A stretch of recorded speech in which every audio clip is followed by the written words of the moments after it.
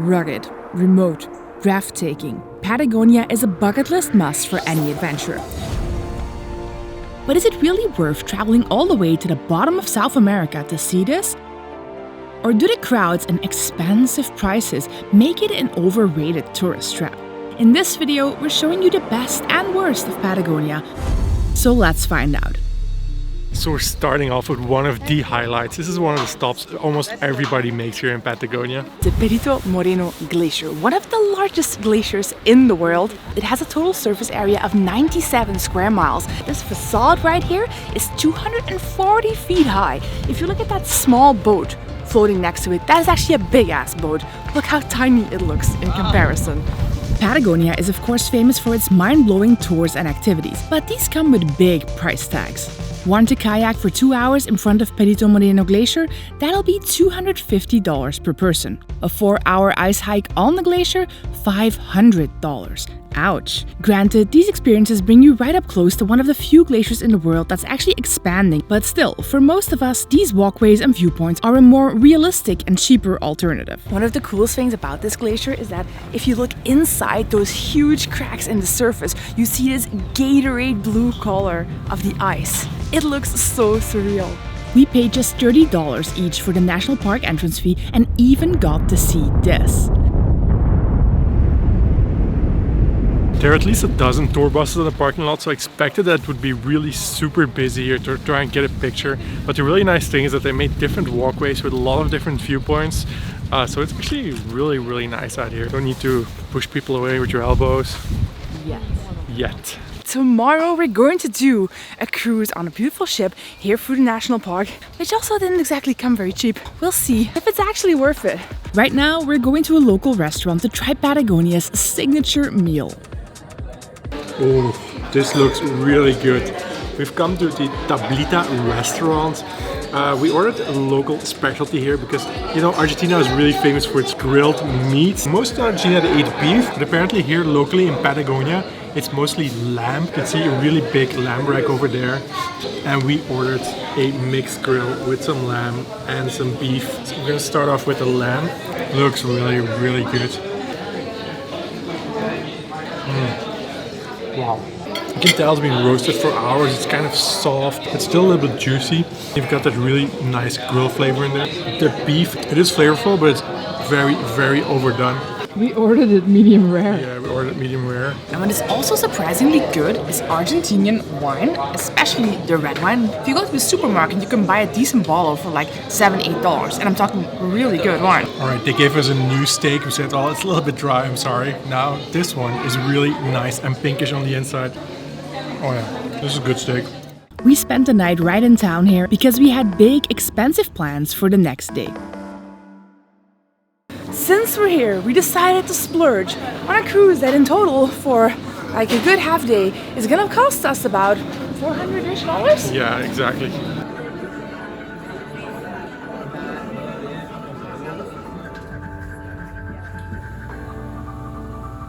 Our first impression of this cruise was great. The boat is nice, breakfast is included, and the views leaving the base are stunning. And then come the icebergs. Some of these bad boys are bigger than our boat. The captain mentioned only 10% of an iceberg is visible above water, making it 10 times larger than you see on camera. In 6 years of full-time travel, we've never seen anything like this. Wow, that's incredible. Look at the field of icebergs over there. Look at that, we're driving right past this ice. We're gonna be navigating through these canals and coming up on these really big chunks of ice.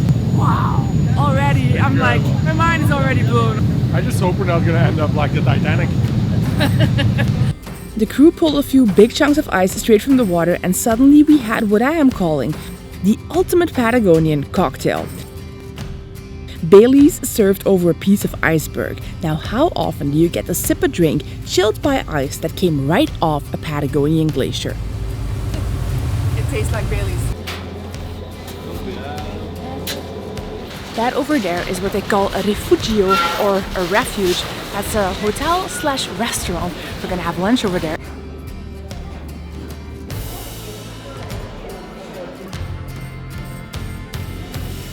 So we're gonna have lunch here. I think we managed to snatch the best seat in the house. We just got 2 glaciers we can see from here. So we have also booked the Menu Refugio when we reserved this. So the cruise itself is about $150 and you also need to pay $25 entrance fee into the national park. And this menu, including a drink, is about $25 as well. So about $200 spent so far today. The first course, which is an empanada, I mean probably one of the most typical dishes of Argentina. Oh yeah, wow. This one has meat filling. I think there's some cheese as well in there. All right, time for the main dish. This is a cazuela. This is the meat stew. I'm not sure which meat it is. Ooh, look at that thick, rich sauce of the stew. I think it's beef in there. This definitely hits a spot, especially since it's a little bit still cold out there. I've got this warm stew sitting inside, view on the glacier. Slightly too sweet, but still really good. So after lunch we got back on the boat and it took us very close up to the Spigazzini Glacier, which is the big glacier in the background as we were having lunch, and I realized a few things about Patagonia. Number one, if you have lots of money to spend, Patagonia can be amazing. It was so cool getting super close up to this massive wall of ice. Like the nature down here is just wild. But also, tours like this are a little bit too pricey to be doing every day. So tomorrow we're gonna go to El Chaltén, the hiking capital of Argentina, and we're gonna go in search of some more budget-friendly options. Number two, a tour like the one we did today can really disappoint you if you don't know what to expect. For me, it was especially the hundreds of icebergs that we floated past on the cruise that made this such an amazing day. Right now it is a shoulder season and then there's a lot of big ice around, but by the time it's high season, most of the ice will have melted. And number three, the crowds can ruin the vibe, especially when you're looking at this massive glacier, just trying to get in touch with, Mother Nature, and suddenly there's like a selfie stick sticking right in front of you. I just hope that it's not going to be like this every day. Anyway, tomorrow, El Chaltén.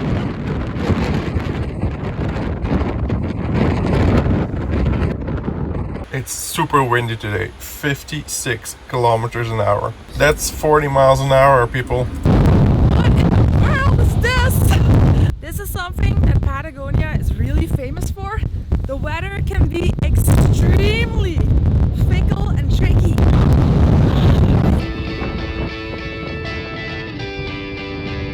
Alright, it's now about 5 p.m. The wind has died down, so we can start driving. We're driving north through El Chaltén, which is the hiking capital of Argentina, and it has one of the most beautiful and most famous hikes in Patagonia here. It's called Laguna de los Tres, a really beautiful viewpoint where you can hike to with a lake. So we just stopped on the side of the road here because there is a bunch of wild llamas roaming around. Hi friends!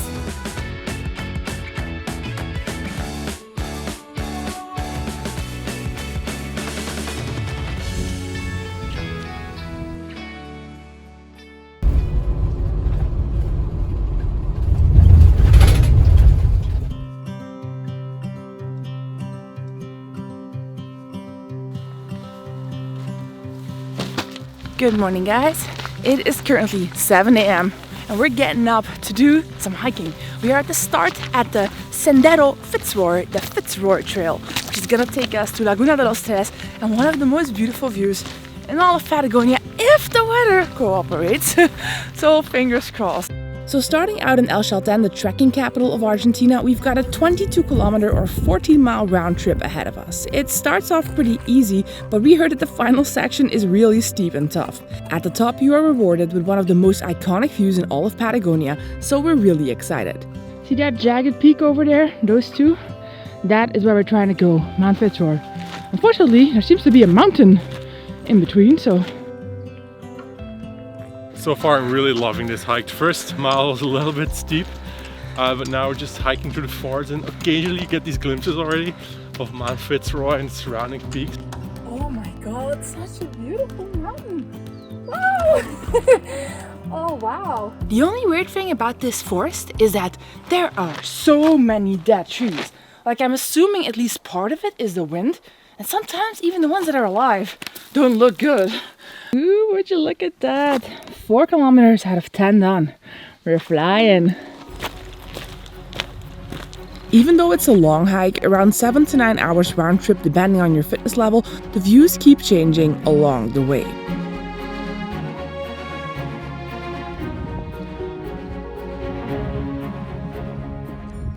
We even casually spotted this glacier creeping down the mountain. But the final steep section up to the lagoon is where things really get a little tough. So, the first 3 hours of the hike were really easy. Like, easy squeezy, lemon peasy. Wait, no, anyway. The last bit is renowned for being the worst. Over the course of this final kilometer up to the Laguna, there is an incline of 400 meters. Which I think is like 40% incline, which is nuts really. I don't think you can see this very well on camera, but it's super steep. There's gravel on here as well on the steep bits. Woo! But it's also nice just to earn the view you're going to get.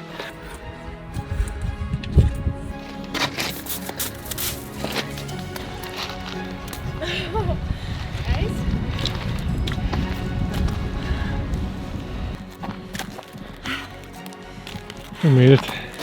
We made it. Laguna de los Tres. Wow. It's still frozen over.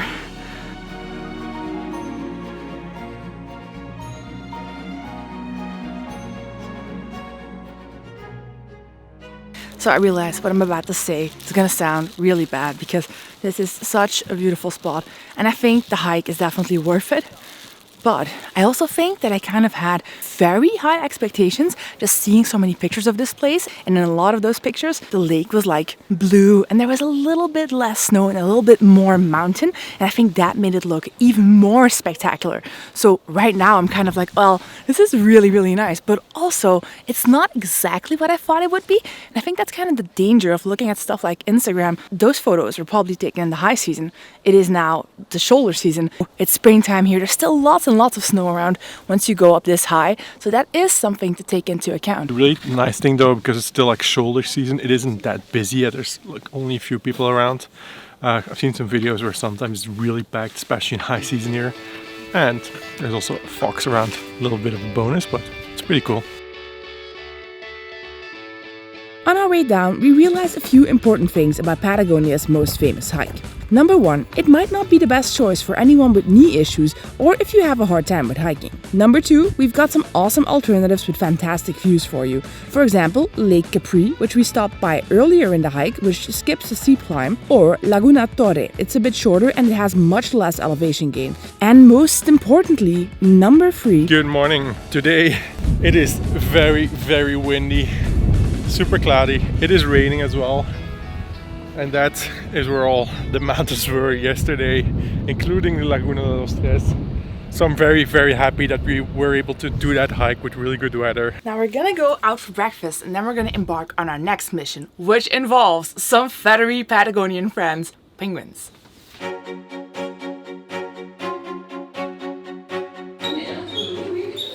Since the weather is so dreary, we decided to come to a cafe to have breakfast. Argentina is pretty well known for its pastries, so we decided to try a bunch. Pie de manzana, which is apple pie. Looks good. Got some walnuts on there. Wow. I think I'm gonna live here at this bakery. Now, one pastry that Argentina is famous for is media luna. Media luna means half moon.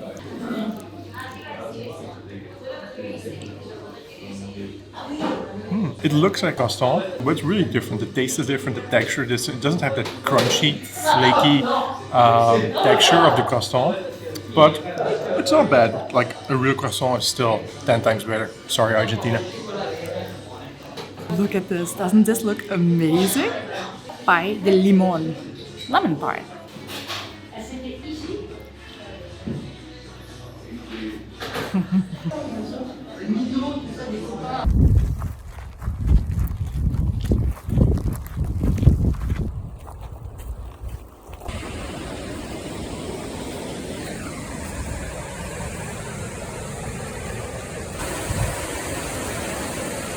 Yeah, this is a very spectacular waterfall. It looks at least 2 or 3 times the size that it did look in the pictures. It's surprising. Sometimes the pictures look a lot better. This time, it looks a lot better in real life than on the pictures.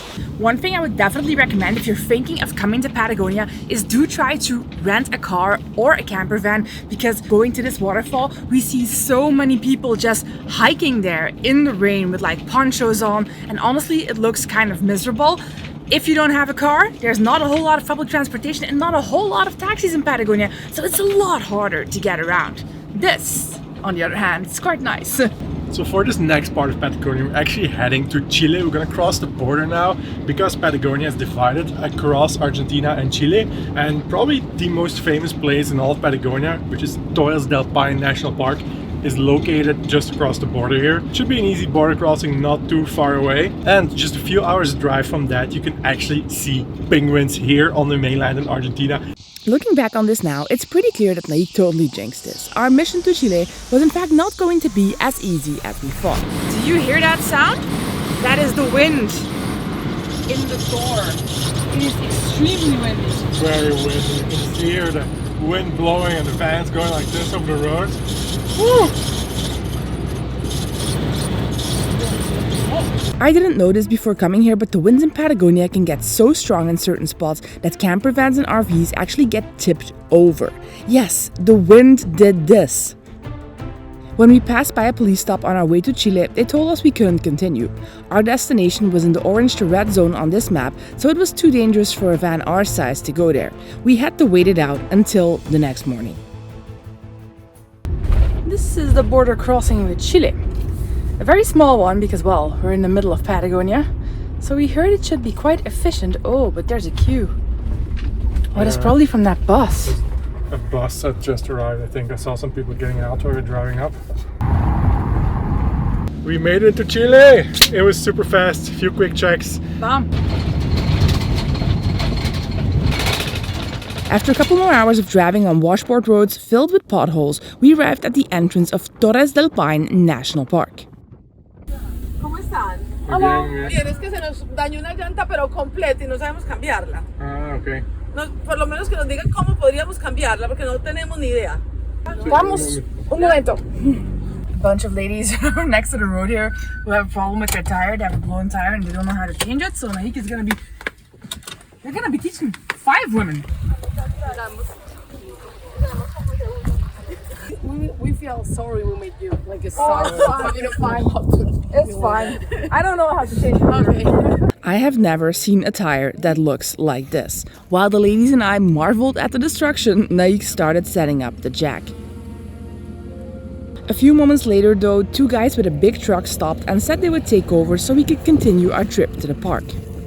We were officially here, Torres del Paine National Park.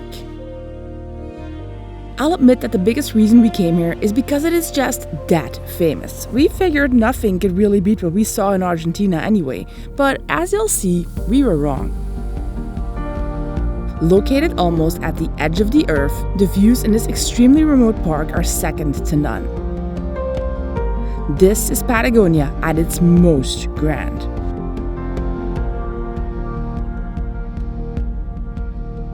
Torres del Paine is like, whoa, this is almost like a CGI landscape or something. It's just unreal. The greenness of the plants and the grass, the blue water of the lake, those snow-capped mountains. So this is the quintessential view of Torres del Paine National Park. That right there in the background. Those jagged peaks are called Los Cuernos, or the towers, because it is kind of like the Manhattan skyline, but in rock form.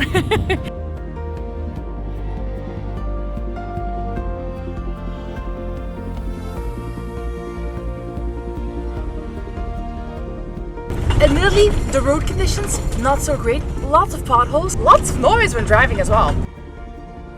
These roads have managed to kill my indestructible little mirror. No es bueno. So there is one main reason why people come to Torres del Paine, and that is called the W Trek. The W Trek is a beautiful 4-day hike that takes you deep into the Torres del Paine National Park and consists of mostly full hiking days. Like you'll be hiking almost every second of every day while you're here. That isn't so appealing to us right now because this is actually the only day of the week that has good weather. Tomorrow is going to be super rainy here. So we are going to be doing something different. There has to be something you can do out here in Patagonia that doesn't involve getting super sweaty.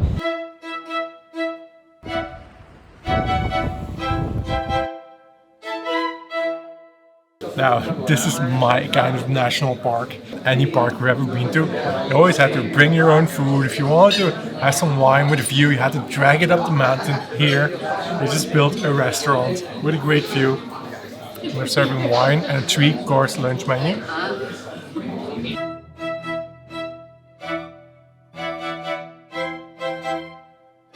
Alright, the first course is shrimp and oysters. Looks a bit more like cookies, but wow, that's good. It is very, very garlicky, which I really love. Creamy, garlicky. I can smell the garlic coming off of it in waves. This is what they call the oysters. I don't think it's a typical oyster that we know, but it's very good. They have a dip, they have hot bread. This wine is the best wine I have had since we have gotten to Argentina and Chile. And even the bottled water looks fancy. Now I know this may look like small things individually, but combined with this view, I'm like, I love this. And what better to eat in Patagonia than a really good steak? Well, I don't know if it's good yet, but at least it looks good. Steak with some fries. Whoa. I'm telling you, this place is a lot above the average. That is so good. The meat is so flavorful, with like a really good deep flavor. Usually if you go to a restaurant that has like a banger view, you know the food is probably gonna be slightly overpriced and not that great. But here I feel like the food over-delivers. I'm like, are you sure? Are you sure this is my plate? I think there is a Smurf in charge of making these desserts. Let's see if he's any good.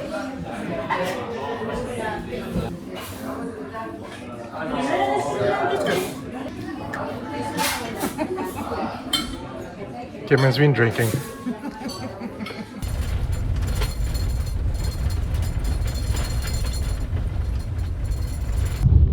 We decided we're gonna do a small hike. Anyway, just to get in a workout and some good views. There's supposed to be a waterfall at the end of this trail right here. This hike is actually a great example of how, despite certain obstacles, Patagonia is home to plenty of short hikes that are super rewarding. After only 20 minutes, you reach the impressive Salto Grande waterfall.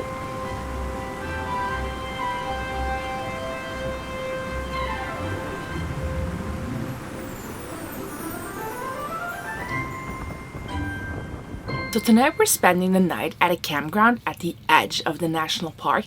And there are actually a lot of other camper vans around here. And I was just thinking today, like, if you're planning on coming to Patagonia, it would be so nice to have a camper van. It's such an easy way to travel. And I was doing some Googling and I found a few camper vans, even from like $120, $150 starting price per night, which I think is a pretty good deal. So if you're planning on coming here, like, I would really look into that because that gives you like this beautiful sense of freedom and it means you're a lot less reliant on tours. Anyways, tomorrow we're gonna go a little bit further south and we're taking our camper van on a car ferry and hopefully tomorrow we're going to see some penguins, which is just, I mean, I love wildlife and these aren't just any ordinary penguins.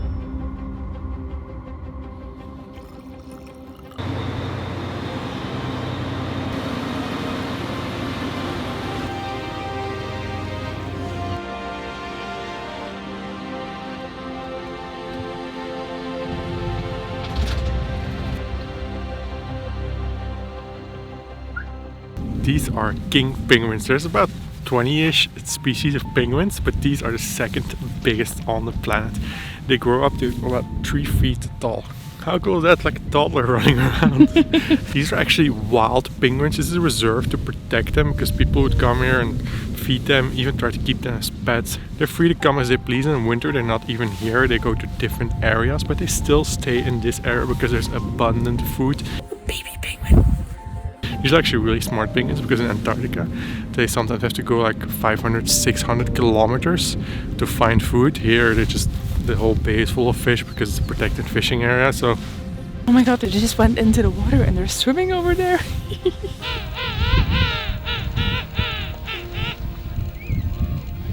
See it?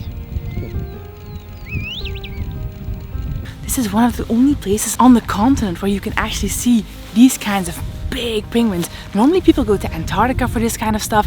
Now most people who come here actually come here on a day trip from either Ushuaia in Argentina or Punta Arenas in Chile, both of which are hundreds of miles away. You have to sit in a tour bus all day long just to spend 1 hour here with the penguins, and I think those prices are up to like $100 I saw for the tours.